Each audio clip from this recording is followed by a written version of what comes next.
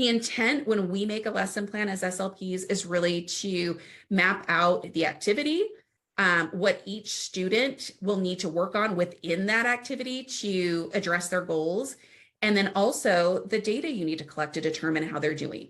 So take notes on what worked, what didn't work, whether that be cues or instructional methods. There is nothing worse than starting next week's session and realize that you had figured out all of this great stuff last week, and it took you like 10 minutes into the next session to realize that you're doing the same thing over, the same unsuccessful thing over. So the last piece of session data to always kind of keep in mind is the reflection piece. So at the end of the session, best practice in service delivery depends not only on the collection of data, but the reflection on data. So again, many of us take data because we know it's a requirement, whether that's from our school district or because we're billing Medicaid, but we may not really use that data once we've taken it, and nobody requires you to reflect on it. This is really all on you as a professional. So I would suggest that while everything is fresh, take a minute just to write down these 2 words. Next time. Like if you think of it just like that, next time, jot down some keywords or phrases or sentences while that current session is still really fresh to help you plan what you want to do the next session. Okay, by now, we're hoping that you're data queens or kings or queens. And you know that taking data is primarily for 3 reasons. That 1, you're getting that current levels of performance, and that's done when you're developing a new IEP each year, and just ensuring that you have comprehensive information on fresh strengths and needs that you can put into the present level section. So the other type of data is outcome on goals, and this is done to determine baseline scores on your IEP goals, and then also to complete the progress reports each grading period. Criterion reference tests and rubrics we've talked about are definitely a great way to do that. And then lastly, your treatment efficacy, and that is what you do each session. It's that combination of quantitative and qualitative data, including the reflection piece, to make sure that you make the most out of your precious therapy minutes with the students each week. So we're going to wrap up by talking about how you can use all of the above data to speech pathologize the out of your IEP meetings this school year.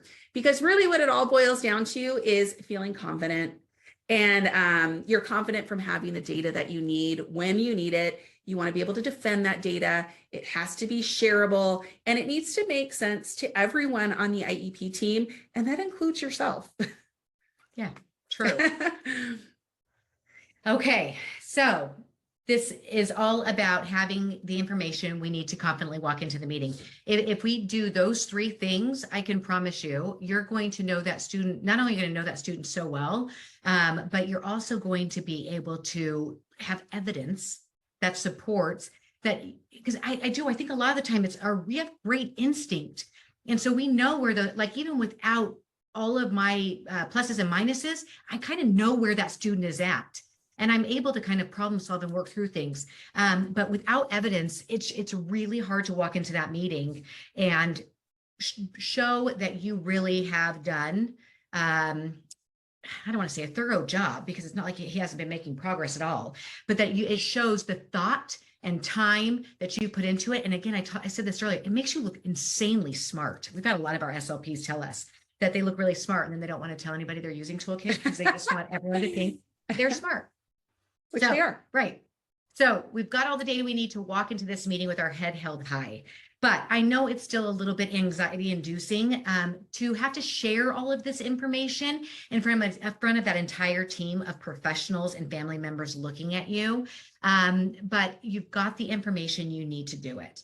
And so if you have got that in front of you, it's going to be a lot easier to share. That being said, there are some really key things that I want to talk about to make sure that you're having a successful IEP meeting. In the resources section, we included a handout that's like kind of the 101 on how to have a smooth IEP meeting. But for the sake of time, I just want to stress a couple of these things that I think are the most important. We need to remember first and foremost that this is somebody's child. right? This process is intimidating and it can be uncomfortable for parents and caregivers. We need to be kind and gentle, and we also need to use parent-friendly language, which I'll talk about a little bit more in just a second. The other thing is, again, this goes back to we need to be prepared. We need to use that IEP meeting cheat sheet to write down any highlights you want to make sure to touch on during the meeting, or to jot down anything the team says that's not already included in the draft IEP. So we know that it's perfectly acceptable to walk into an IEP meeting with the IEP written, but it's a draft. So then as the team, you can't say that this is it. Like, we're done, here's the goals, here's whatever. No, as a team, now we're going to discuss it. So you're definitely going to be wanting to make notes of anything that comes up in that meeting that may impact programming decisions, and then get that documented, because again, you might not have this student the entire time. And if they move from me to another district, that information is going to be really helpful so that they don't have to start from scratch, right? They can literally just pick up and go from wherever it was that last IEP was written. So make sure you have all of that information, that you're taking notes during the meeting. Bring that assessment data, bring those cool graphs. Everybody loves graphs, and it just shows, like, even with all those little data points on it, it shows you did something on all those dates. So it's pretty awesome. You might not always need to reference all of these things, but it's going to make you feel really confident if you have them. This probably I should have started, should be number one. It's the most important. I think always start with a student's strengths. And I don't mean generic strengths, like he's really cute and he's got a great smile and he's one of my favorite students to work with. But what do they do well?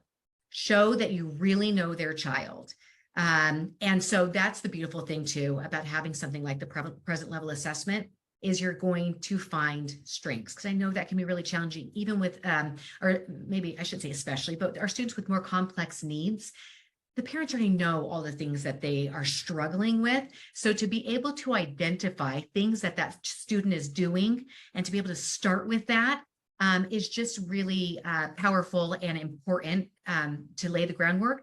And those strengths we talk about this a lot too. They're equally as important. I need to know what they can do so I can build on that as I'm supporting the student with their needs.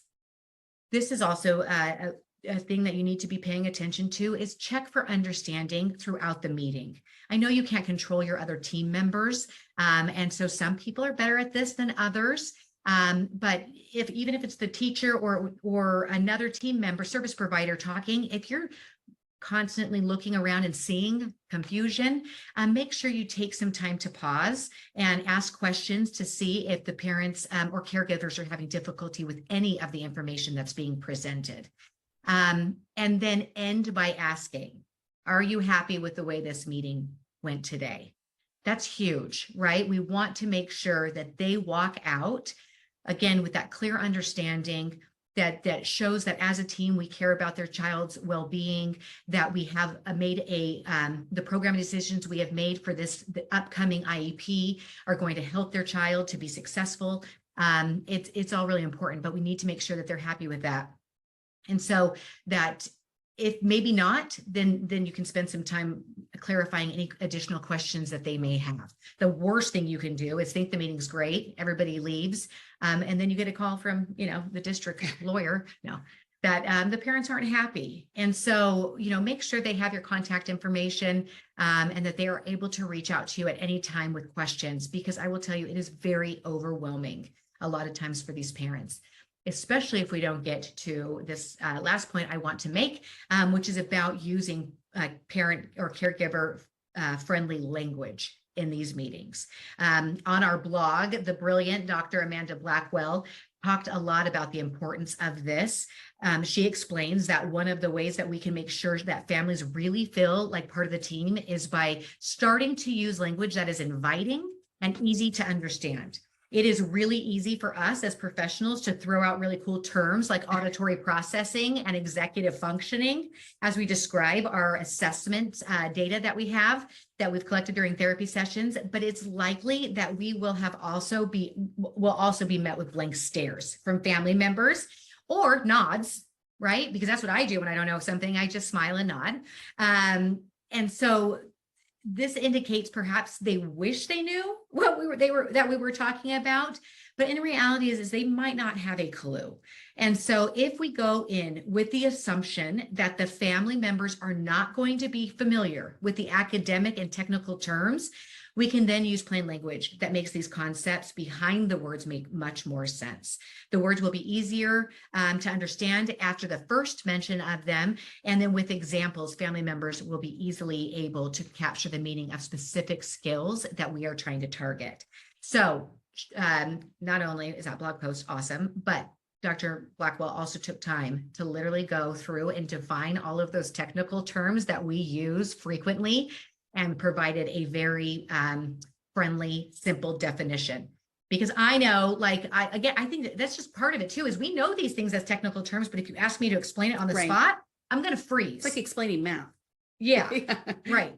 Even like if somebody asks me like to, name a synonym off the top of my head, I can't do it. So anyway, this is a really awesome resource, and she did it in both English and Spanish. And so look for that link at the resources, because that's going to be really helpful for you to have just this really simple, plain language definitions of terms we use frequently.